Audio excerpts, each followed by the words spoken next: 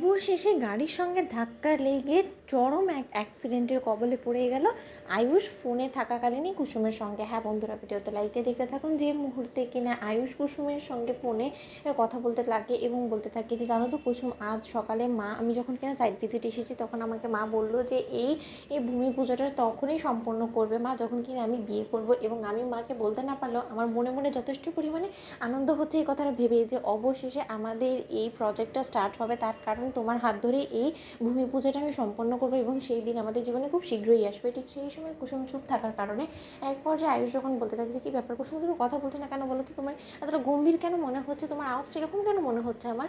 ঠিক সেই সময় এই কথা বলা মাত্র কুসুম যখন বলতে থাকে যে ছোটো সাহেব, কেন জানি না আমার বড্ড বেশি ভয় করছে, কেন জানি না আমার মনটা বড্ড বেশি খুঁতখুত করছে, আমার মনে হচ্ছে যে কোনো একটা বিপদের আশঙ্কা রয়েছে এবং আপনার কোনো একটা ক্ষতি হতে চলেছে, তার জন্য আমি আপনাকে সাবধান করার জন্য আসলে ফোনটা করেছি। আপনি আর যাই হোক না কেন, যত তাড়াতাড়ি সম্ভব কাজ সম্পন্ন হওয়া মাত্র আপনি প্লিজ যত শীঘ্রই সম্ভব বাড়িতে পৌঁছানোর ব্যবস্থা করুন, আমার মনটা বড্ড বেশি কুকাইছে। ঠিক সেই সময় আয়ুষ যখন হাসতে থাকে এবং বলতে থাকে যে কুসুম, এখন আমি বেশ ভালো করে বুঝতে পারছি যে ভালোবাসার টান ঠিক কতটা, তার কারণ আমি যেই তোমার থেকে দূর হয়েছি অমনি তুমি আমাকে নিয়ে টেনশন করা শুরু করে দিয়েছো, আমাকে নিয়ে চিন্তা ভাবনা করছো।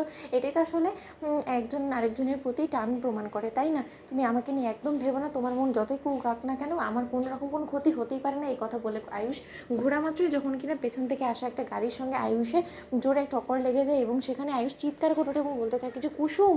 ঠিক তার পর মুহূর্তে আয়ুষের ফোন থেকে আর কোনো রকম কোনো সারা শব্দ না আসা মাত্রই এক পর্যায়ে কুসুম যখন চিৎকার করে ওঠে, ঠিক তার পর মুহূর্তে শঙ্কর বলতে থাকে যে মারে কী হয়েছে, তুই এরকম চিৎকার করে উঠলি কেন বল।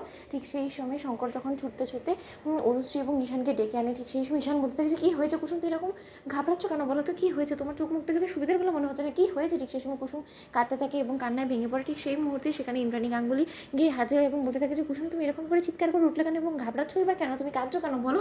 ঠিক সেই সময় কুসুম বলতে থাকে যে দেবীমা, ছোটো সাহেবের নির্ঘাত কোনো বিপদ হয়েছে, ছোটো সাহেবের কোনো একটা বড়সড় অ্যাক্সিডেন্ট হয়েছে, ছোটো সাহেবের সঙ্গে কথাই বলছিলাম, ঠিক সেই সময় কোনো একটা গাড়ি এসে হয়তো বা ছোটো সাহেবকে ধাক্কা টাক্কা দিয়েছে, তার কারণ ছোটো সাহেব তার পরবর্তী থেকে আর কোনো রকম কোনো সাড়া দেয়নি। আপনি একবার ফোন করে দেখুন না, যে সেখানকার লোকেদের কাছে জিজ্ঞেস করুন না যে ছোটো সাহেবের ঠিক কী হয়েছে, আমার মন বলছে যে ছোটো সাহেবের কিছু একটা কত ক্ষতি হয়েছে। ঠিক সেই সময় ইন্দ্রাণী হাসতে থাকে এবং বলতে থাকে যে তুমি তোমার ছোটো সাহেবকে হয়তো বা মনে করছো, তার জন্য হয়তো বা তোমার এরকমটা মনে হচ্ছে, কারণ কিছুক্ষণ আগেই তো আমি শঙ্কর এবং অনুশ্রী ঈশানের সামনে আয়ুষের সঙ্গে কথা বলেছি, আয়ুষ তো দিব্যি আছে, হাসছিল কুসুম।